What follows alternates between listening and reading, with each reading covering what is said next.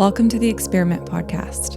I'm your host, Jade Terrio, and as I will start probably every single episode for forever, I'm so excited you're here, and I'm also so grateful that you're here.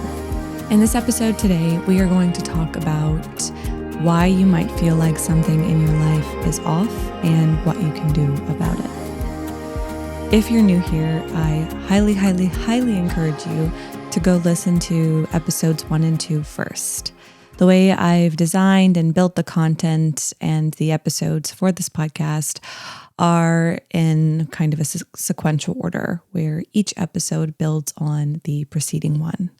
So every episode is a building block for the next one.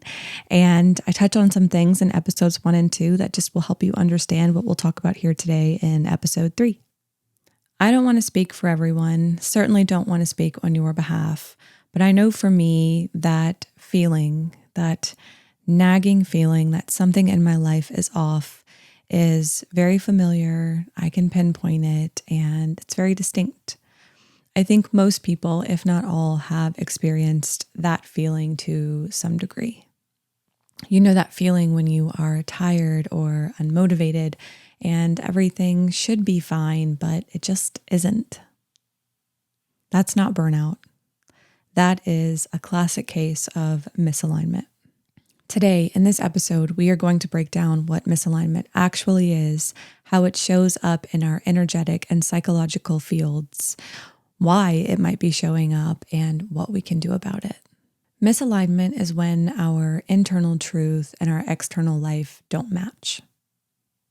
It can be a job that is secure and safe and stable and pays the bills, but is not fulfilling, or a relationship that is fine, but doesn't really light you up.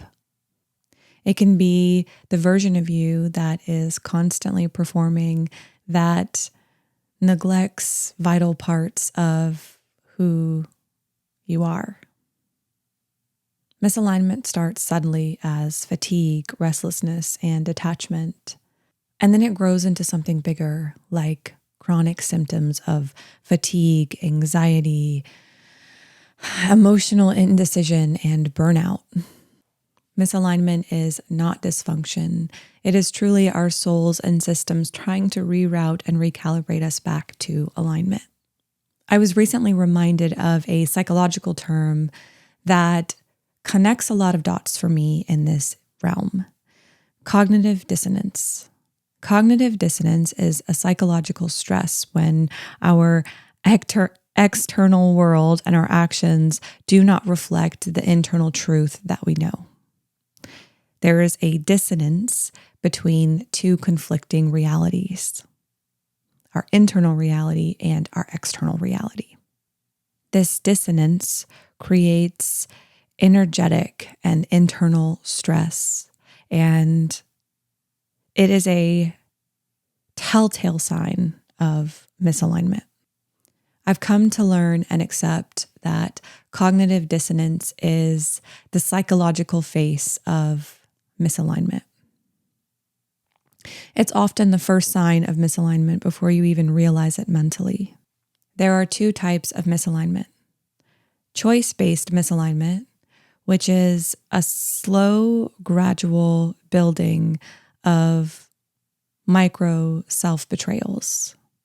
Saying yes when you really want to say no, shrinking to be accepted, saying you're fine when you aren't. Over time, it's you living a life based around survival and acceptance and performance versus true alignment and authenticity. Then we have cycle-based misalignment, which is we don't really have much part or control in. The only thing we have control over with cycle-based misalignment is how we respond to the cycles that are currently challenging or testing us. Cycle-based misalignments are basically energetic transits where the universe is pushing us towards alignment. It's testing us and giving us lessons and repeating patterns in order for us to respond and shift. make those micro shifts, it's asking us not to self-betray and instead to dig deeper into our truths.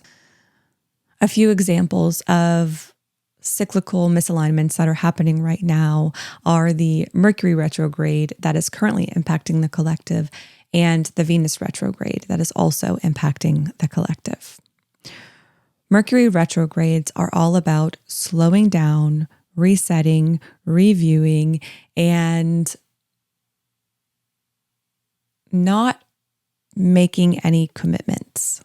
Mercury governs communication, travel, and technology.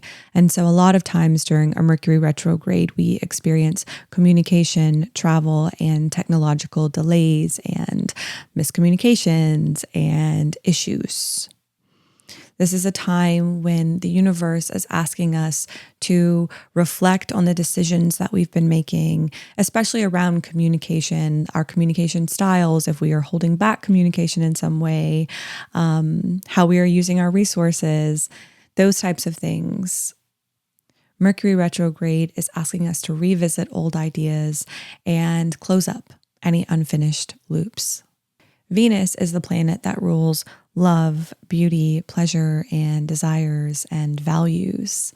And so when Venus goes in retrograde, it's really asking us to reevaluate our values, reevaluate our relationships. It's asking us to ensure that our relationships, our desires, our values are being honored. It's asking us to ask ourselves, is this really what I want?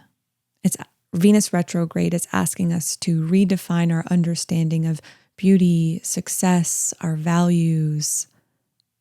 We might feel a hypersensitivity to rejection or invisibility.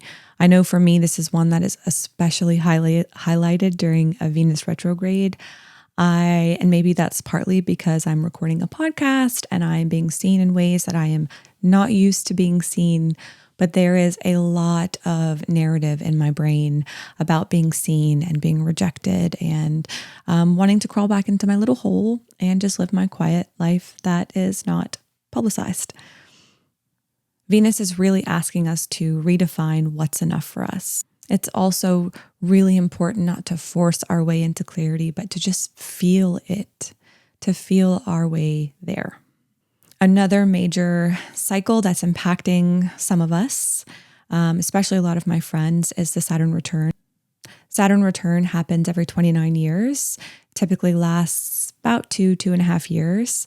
So between ages 28 and 30, 58 and 60, 88 and 90, we experience a Saturn Return.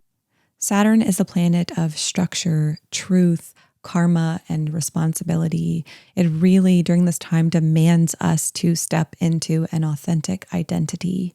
And anything that is inauthentic, it is going to try to rip away. So either we let go and surrender what is no longer true for us, or Saturn is going to rip it out of our palms. And this is something I'm very much experiencing and is very, very true for me in this phase of my life. We have to let what's false die, take full ownership of who we are and where we're going. And we need to build foundations that support our real, true selves, not the survival self. Over the last month, I've been reading the book, The Way of Integrity by Martha Beck. And what's so cool to me is how this connects so deeply to everything I am learning and uncovering and connecting the dots to about alignment. If you haven't heard of Martha Beck, highly recommend, as soon as this episode ends, go look her up. Go watch any podcast episode about her on Spotify, Apple, YouTube, whatever your platform streaming of choice is. She's incredible, and she's so full of knowledge and true wisdom.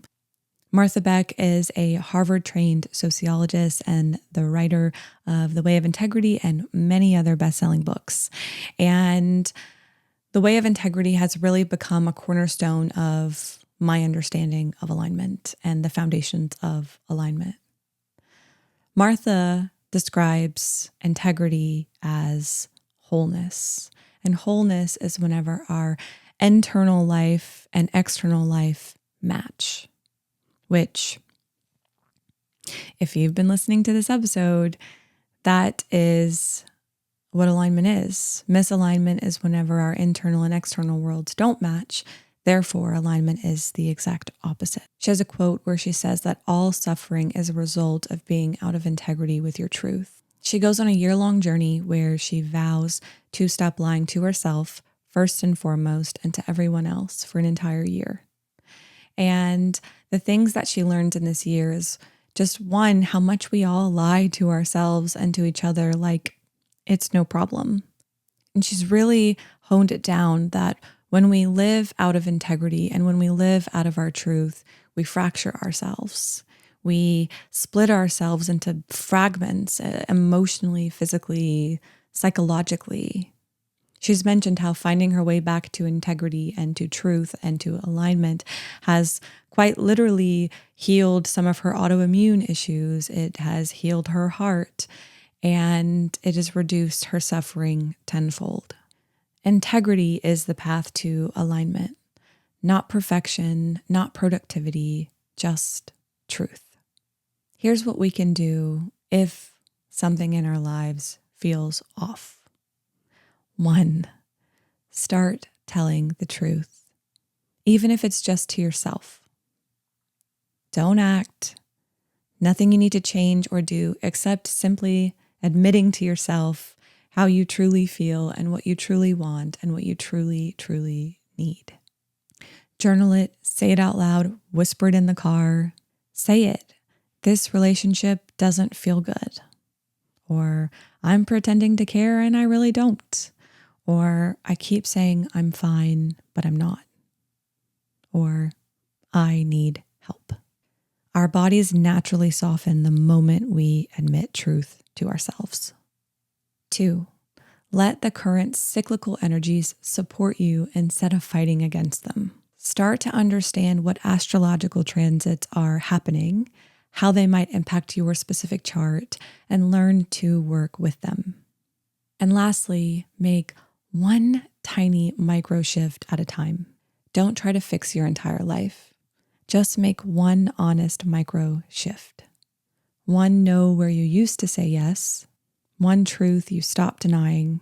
One energetic leak you choose to seal. If something in your life feels off, it is. Listen to that.